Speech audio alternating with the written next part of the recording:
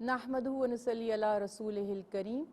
ونحن علی ذالک من الشاہدین والشاکرین والحمد للہ رب العالمین اما بعد فاعوذ باللہ من الشیطان الرجیم بسم اللہ الرحمن الرحیم السلام علیکم ورحمۃ اللہ وبرکاتہ۔ ناظرین، پروگرام ہے سیرت مصطفیٰ صلی اللہ علیہ وآلہ وسلم۔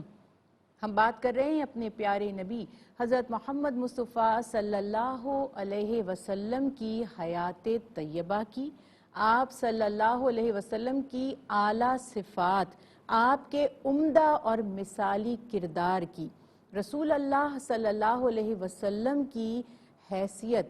آپ صلی اللہ علیہ وسلم کی مثال اتنی عظیم ہے کہ تمام انبیاء کرام علیہم السلام جو اللہ کی طرف سے بندوں کی یعنی اپنی قوموں کی، اپنے لوگوں کی ہدایت کے لیے بھیجے گئے، یقیناً انہوں نے اللہ کا پیغام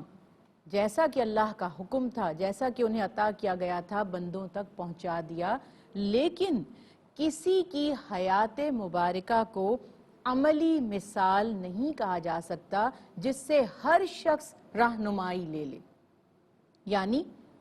ان کی اطاعت واجب تھی، ان انبیاء پر ایمان لانا، ان کی اطاعت کرنا،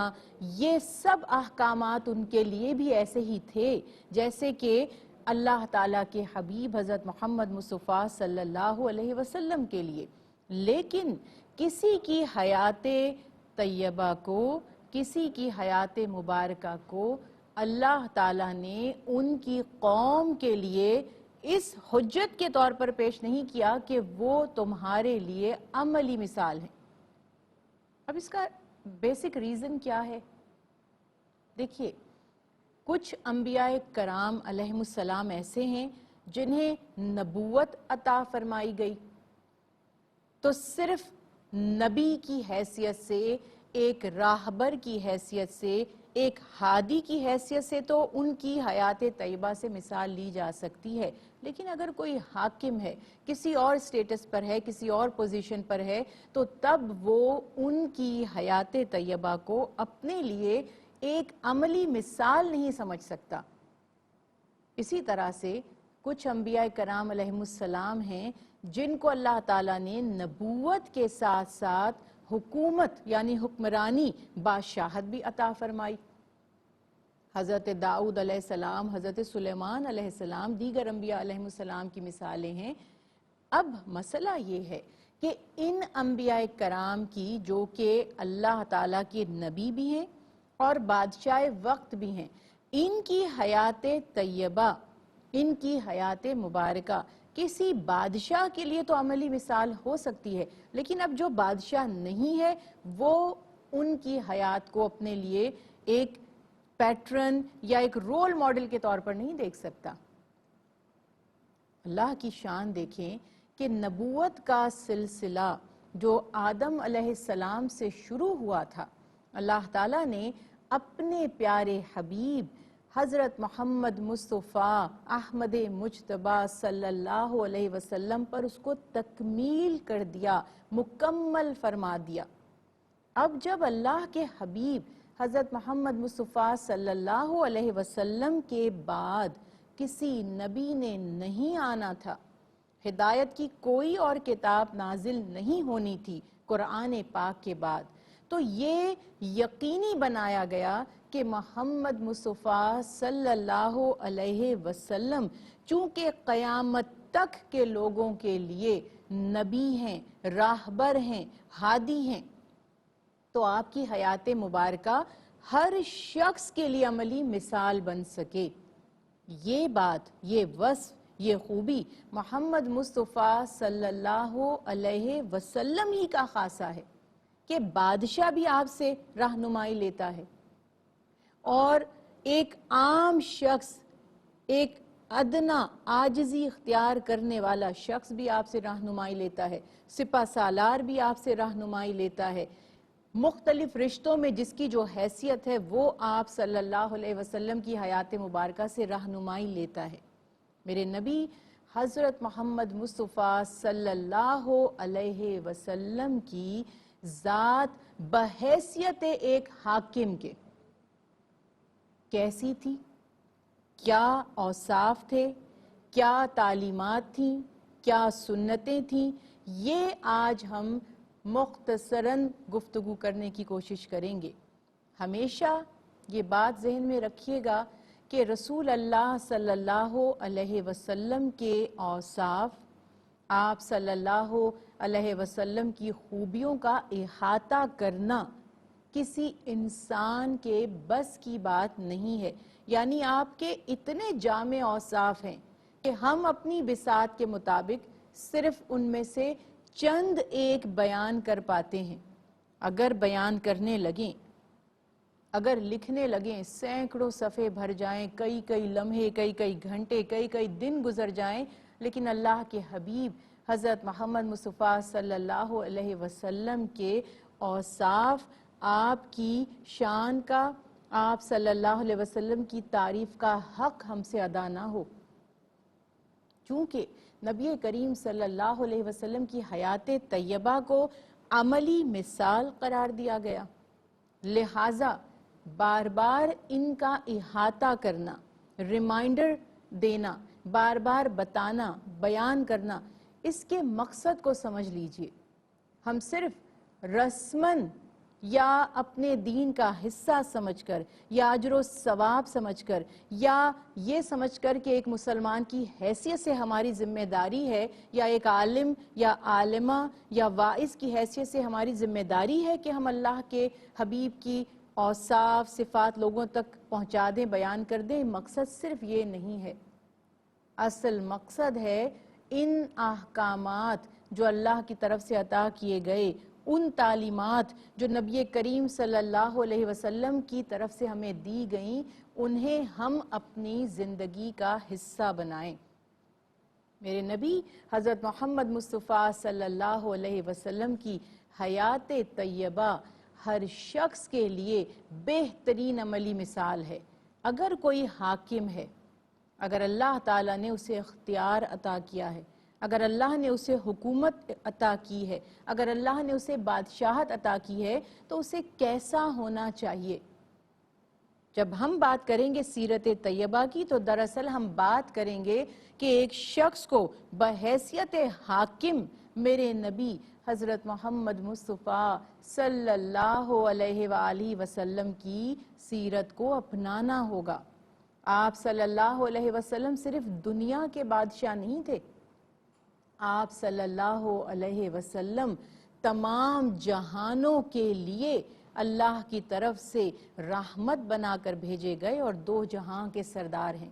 جس طرح دنیا میں کوئی آپ سے عظیم نہیں ہے، کوئی آپ سے عالی مقام نہیں ہے، اسی طرح آخرت میں بھی نبی کریم صلی اللہ علیہ وسلم کا مقام اور مرتبہ سب سے بلند ہے۔ دنیا میں کوئی حاکم ہوتا ہے تو کسی ایک اسٹیٹ کا، کسی ایک ملک کا، ایک علاقے کا حاکم ہوتا ہے نا، مگر اللہ کے حبیب حضرت محمد مصطفیٰ صلی اللہ علیہ وسلم ہر مخلوق پر، ہر زمانے پر حکومت فرمانے والے تھے۔ اس کے باوجود رسول اللہ صلی اللہ علیہ وسلم کے مزاج کی عاجزی، آپ کی انکساری، آپ کا صلہ رحمی، آپ کی شفقت مثالی تھی۔ ایک حاکم کو کیسا ہونا چاہیے میرے نبی حضرت محمد مصطفیٰ صلی اللہ علیہ وسلم نے بتایا۔ لوگ سمجھتے ہیں کہ اللہ کے حبیب ہیں، دو جہاں کے بادشاہ ہیں، پتہ نہیں کتنے روب والے ہوں گے، کتنے دبدبے والے ہوں گے، کتنے سخت مزاج ہوں گے۔ حضرت علی مرتضیٰ، حضرت علی کرم اللہ وجہہ فرماتے ہیں کہ نبی کریم صلی اللہ علیہ وسلم کی ذات مبارکہ ایسی تھی، آپ صلی اللہ علیہ وسلم کا چہرہ انور ایسا تھا کہ جو پہلی مرتبہ نبی کریم صلی اللہ علیہ وسلم کے قریب آتا، یعنی آپ کو دیکھتا، تو اس کے دل میں ایک رعب پیدا ہو جایا کرتا تھا۔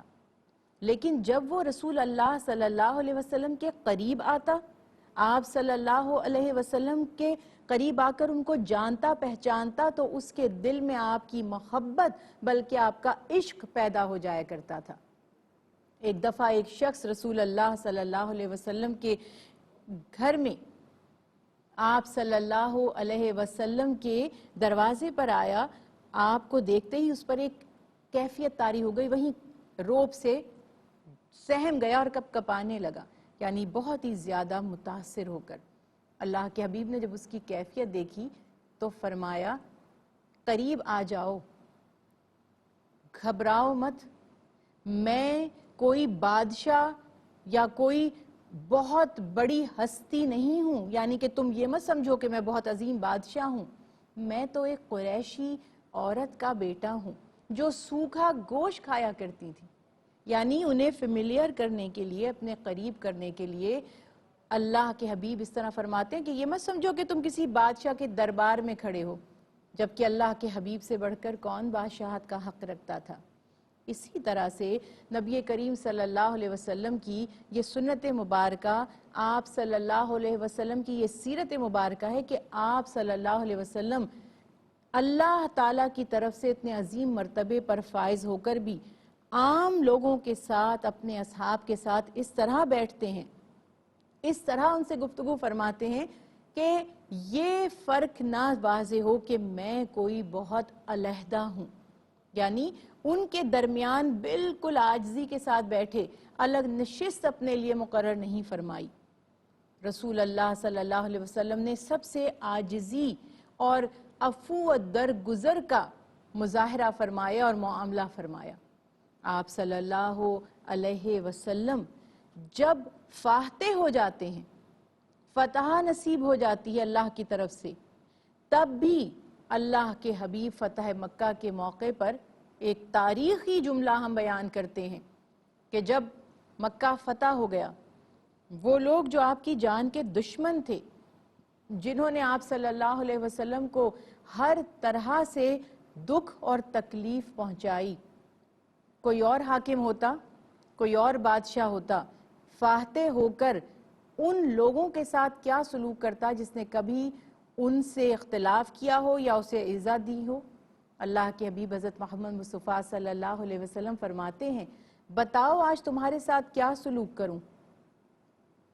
تمام لوگ ایک زبان ہو کر کہتے ہیں کہ آپ اچھے بھائی کے، یعنی کہ بہت نیک بھائی کے بیٹے ہیں جن کو ہم عزت دیتے تھے اور نیک ہیں۔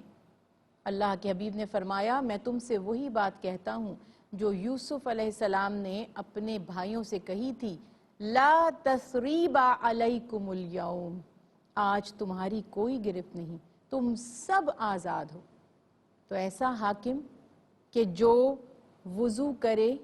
اور صحابہ کرام رضوان اللہ علیہ مجمعین ان کے وضو کا پانی زمین پر گرنے نہ دیں بلکہ برکت کے لیے اپنے چہروں اور اپنے ہاتھوں پر مل لیں۔ مشرکین بھی حیران ہیں کہ ہم نے کیسر و کسرا کے بادشاہوں میں بھی ایسی شان و شوکت نہیں دیکھی جیسی محمد مصطفیٰ صلی اللہ علیہ وسلم کے، یعنی دربار مصطفیٰ میں آپ کا مقام مرتبہ دیکھا ہے، لیکن اللہ کے حبیب کی عاجزی اسی طرح ہر مقام پر قائم ہے۔ فاتح ہو کر بھی اللہ کے حبیب عفو و درگزر فرمانے والے ہیں۔ تو ہمیں یہ بات یاد رکھنی ہے کہ اتنی بڑی ہستی ہو کر آپ تعمیرات میں بھی شامل ہو رہے ہیں، غزوات میں بھی شامل ہو رہے ہیں، کہیں پر کوئی کام کرنا پڑتا ہے صحابہ کرام رضوان اللہ علیہ مجمعین کے ساتھ برابر سے کاموں میں حصہ لیتے ہیں۔ خندق کا موقع ہے تو خندق کھودنے میں بھی اللہ کے حبیب شامل ہیں۔ یہ بات یاد رکھیے کہ ہر موقع پر کوئی ایسی بظاہر صحابہ کرام کی طرف سے جو احترام ہے اس کی تو کوئی مثال ہی پیش نہیں کی جا سکتی، مگر میرے نبی حضرت محمد مصطفیٰ صلی اللہ علیہ وسلم کی کوئی ایسی ظاہری آپ کو کوئی ایسا عمل نظر نہیں آتا جس سے پتہ چلے کہ آپ حاکم ہیں۔ آپ نے اپنے آپ کو اپنی امت سے یا اپنے اصحاب سے ممتاز کرنے کی کوشش کی۔ اللہ تعالیٰ ہمیں میرے نبی حضرت محمد مصطفیٰ صلی اللہ علیہ وسلم کی سیرت اور کردار کو سمجھنے کی توفیق عطا فرمائے اور ہمارے لیے اللہ کے حبیب حضرت محمد مصطفیٰ صلی اللہ علیہ وسلم کی سیرت پر عمل کرنے کے اسباب، مواقع اور آسانی عطا فرما دے۔ وما علینا الا البلاغ المبین۔